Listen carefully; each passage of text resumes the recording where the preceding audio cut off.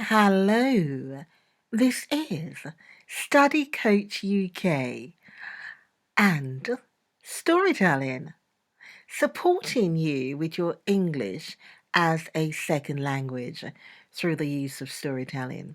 By the way, my name is Morel Bernard. I would appreciate it if you could subscribe. Subscribe if I can talk. Subscribe to Study Coach and please share. So that would be really great. Much appreciated. As we now take a look at the story of David Copperfield. Now, I have been thinking that perhaps as they don't want you here at present, you might be let to go along with me, said Peggoty. The question now is whether Miss Murdstone would agree for David to join Peggoty. Shortly afterwards, Miss Murdstone came into the kitchen, and still keeping her eye on the pickle, she said, "Well, it is of paramount importance that my brother should not be disturbed or made uncomfortable. Therefore, I suppose I had better say yes." She has said yes. Permission granted. Mr. Barkis came into the house for Peggoty's boxes. I have never known him to pass the garden gate before, but on this occasion he came into the house, and he gave me a look as he shouldered the largest box and went out, which I thought had meaning in it, if meaning could ever be said to find its way into Mr. Barkis's visage. He did have a particular and a peculiar way of just saying very few words. That's why we have the word about Mr. Barkis's visage. Peggoty was naturally in low spirits at leaving what had been her home for so many years, and where the two strong attachments of her life, that is, for my mother and myself, had been formed. She had been walking in the churchyard too very early, and she got into the cart and sat in it with her handkerchief at her eyes. So dear Peggoty is feeling very emotional about leaving a home that she's known for so many years, looking after David's mother, of course, who has died, and looking after David.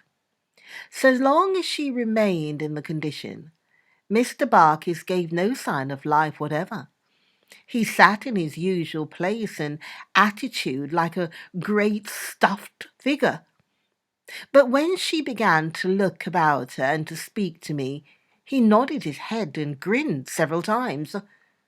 I have not the least notion at whom or what he meant by it. Oh, Mr. Barkis's and his way, his silence and his looks, his attitude. Poor young David is having problems understanding Mr. Barkis's communication. "It's a beautiful day, Mr. Barkis," I said, as an act of politeness. "It ain't bad," said Mr. Barkis, who generally qualified his speech and rarely committed himself. "Peggoty's quite comfortable now, Mr. Barkis," I remarked, for his satisfaction. "Is she, though?" said Mr. Barkis.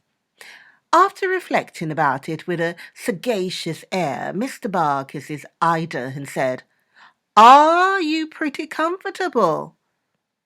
Peggoty laughed and answered in the affirmative. I'm sure that's done Mr. Barkis's heart a lot of good. He was so polite as to stop at a public house expressly on our account and entertain us with broiled mutton and beer. Even when Peggoty was in the act of drinking, he was seized with one of those approaches and almost choked her. But as we drew nearer to the end of our journey, He had more to do and less time for gallantry, and when we got on Yarmouth pavement, we were all too much shaken and jolted, I apprehend, to have any leisure for anything else.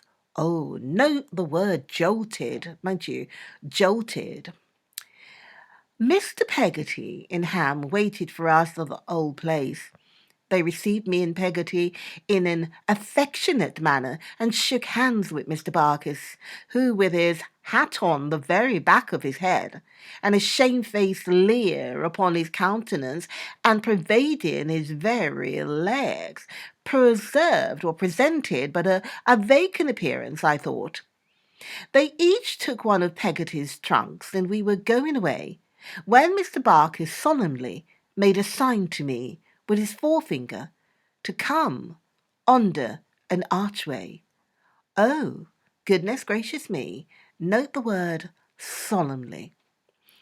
As we were going along, she asked me what he had said, and I told her he had said it was all right. Like his impudence, said Peggoty, but I don't mind that, Davy dear.